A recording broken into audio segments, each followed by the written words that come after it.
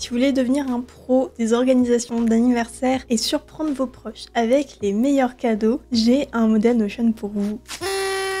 C'est un modèle de suivi des anniversaires qui va vous permettre d'organiser, de centraliser tout ça et de plus jamais rien oublier. Donc ouais, c'est un cas d'usage très spécifique, mais franchement, vous allez voir que le modèle va être super utile. Si vous regardez cette vidéo depuis la page du modèle, restez où vous êtes, on va bientôt commencer. Et si vous venez de l'extérieur et que le modèle vous intéresse, il y a le lien qui est dans la description. C'est un modèle à petit prix pour être plus organisé. Et nous voilà sur la page d'accueil du modèle. C'est ici qu'on va retrouver notamment les instructions sur comment dupliquer une page. On va retrouver aussi la page du modèle, une démo qui va vous permettre de voir comment on l'utilise et ce qu'on va voir aujourd'hui.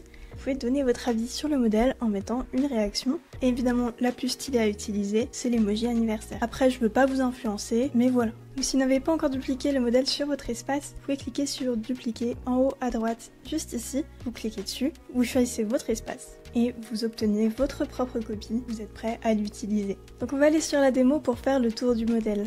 Il va en fait se constituer en 3 bases de données majeures. La première, ça va être les personnes et les dates d'anniversaire dans lesquelles vous allez pouvoir rentrer leur date de naissance. Ensuite, on a une liste de cadeaux et l'organisation de fêtes. Ici, on est sur le tableau de bord qui est aussi la page d'accueil sur lesquelles vous pouvez voir dans les 30 prochains jours qui a son anniversaire. Vous avez aussi des boutons pour ajouter rapidement une nouvelle personne, des idées cadeaux ou ajouter une nouvelle fête que vous organisez. Dans le tableau qui est juste en dessous, c'est nivelier de votre liste de cadeaux, donc vous pouvez voir toutes vos idées et aussi les cadeaux qui sont en cours. Vous avez aussi une vue pour les anniversaires, ce qui vous permet de voir quels sont les prochains qui arrivent sur le mois en cours, mais aussi les mois à venir. Et enfin, il y a une liste des fêtes. Quand on va dans la page personnes et date d'anniversaire, on va se retrouver ici avec la base de données dans laquelle on voit tous nos contacts, sur lesquels on peut les mettre sous catégorie. Est-ce que c'est des collègues, de la famille, des amis?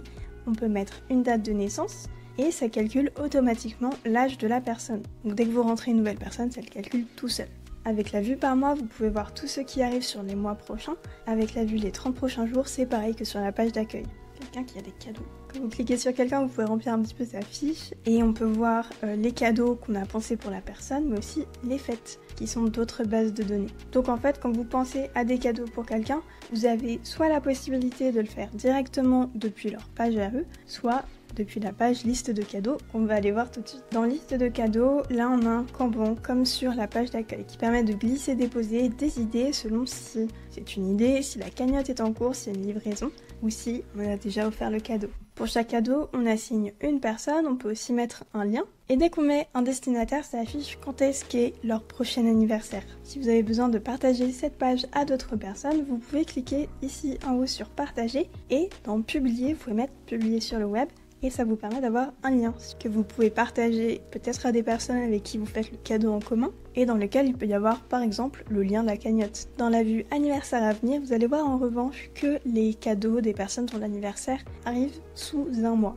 Donc en fait, avec cette base de données, c'est vraiment de l'organisation pure et dure et surtout un moyen rapide d'aller mettre des idées cadeaux. Parce que ce que je fais moi le plus souvent, c'est que parfois quand je discute avec mes amis ou ma famille, il y a un petit truc qui mentionne, un objet ou quelque chose dont ils ont envie. Donc ce que je fais, c'est je sors mon téléphone, je prends mon modèle de suivi des anniversaires et j'ajoute l'idée cadeau. Ça a totalement amélioré la qualité de mes cadeaux.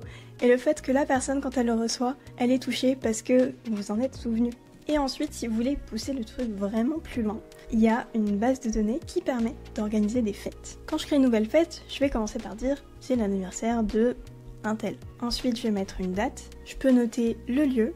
Et là, parmi la liste des cadeaux, je vais pouvoir voir que cette personne dont c'est l'anniversaire, je lui avais déjà mis une idée, donc je vais pouvoir le lier ici. Et ensuite en dessous, j'ai toute la partie organisation. Je vais pouvoir cocher des cases pour dire à quel point j'ai avancé. Je vais même pouvoir mettre une playlist Spotify dans ma page en collant un lien et elle va pouvoir s'incruster ici.